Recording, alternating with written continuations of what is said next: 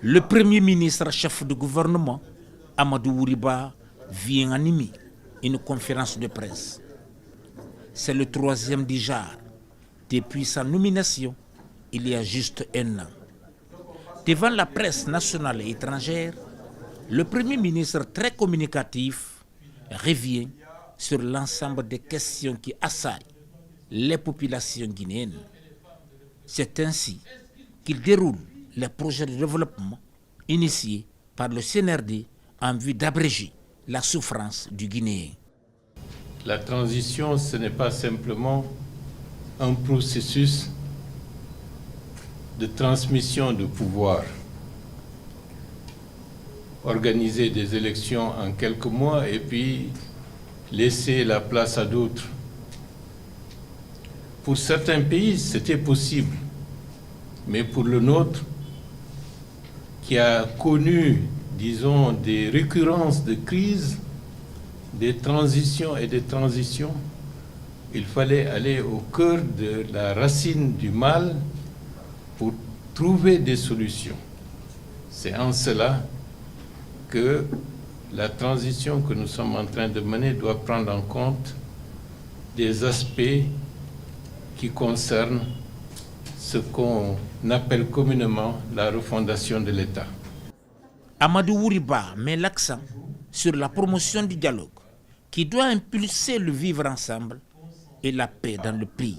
Ma logique et ma conviction politique convergent parfaitement avec la logique et la conviction du président de la République.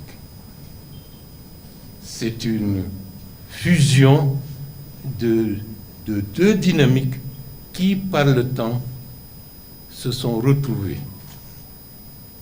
Et je dois dire, pour ceux qui ont oublié, que j'avais dit bien avant le 5 septembre 2021 qu'il y aura une transition. Et cette transition est là aujourd'hui. Et ce que nous sommes en train de faire comme programme, ce n'est pas quelque chose qui nous vient, disons, de l'extérieur, c'est-à-dire que quelque chose que des gens ont rédigé pour dire c'est ça et ça. C'est notre conviction intime depuis des années et des années. Donc le couple président de la République, Premier ministre, dans le contexte actuel, c'est un couple unique et un. Notre objectif est de transcrire dans la réalité les fondements qui sont dans le cadre de la vision politiquement exprimée par le président de la République et concrètement réalisée avec le Premier ministre et le gouvernement. Nous sommes un attelage qui constitue le socle avec lequel la transformation de la République de Guinée va se faire. Avec ses allures oratoires et son énergie, le Premier ministre Amadou Ouriba s'appuie sur de nombreuses questions liées à la desserte en électricité, les réformes engagées dans le cadre de l'assainissement des finances publiques et la gestion du processus électoral avec la mise en place du PN-RAVEC. La principale difficulté que nous devons surmonter, c'est la constitution du fichier électoral.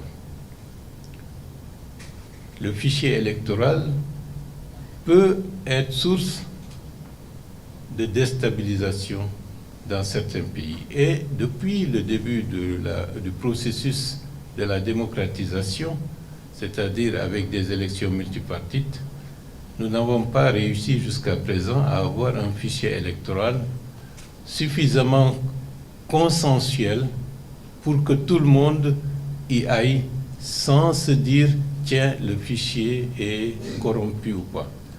C'est la raison pour laquelle le fichier actuel est adossé au PN-RAVEC, c'est-à-dire au recensement administratif à vocation d'état civil. Certains experts ont indiqué que certains pays ont mis 6, 7, 8 ans pour finaliser le PN-RAVEC. Nous sommes conscients de la difficulté, Et c'est la raison pour laquelle nous avons estimé que dans le contexte actuel, la constitution du fichier électoral doit être assujettie aux modalités de mise en œuvre du PNRAVEC. C'est-à-dire qu'il faut aller avec deux dynamiques qui permettent d'avoir le fichier électoral qui permettra d'être reversé au niveau du PNRAVEC en lui facilitant une large partie des activités qui doivent être uniquement consacrées au PNRAVEC. D'où le fait que les aspects techniques, qui sont des aspects techniques qui ne sont pas du tout courants, nous amènent à aller, certes avec prudence, mais en accélérant le processus. Plusieurs questions ont été posées au Premier ministre par les journalistes présents.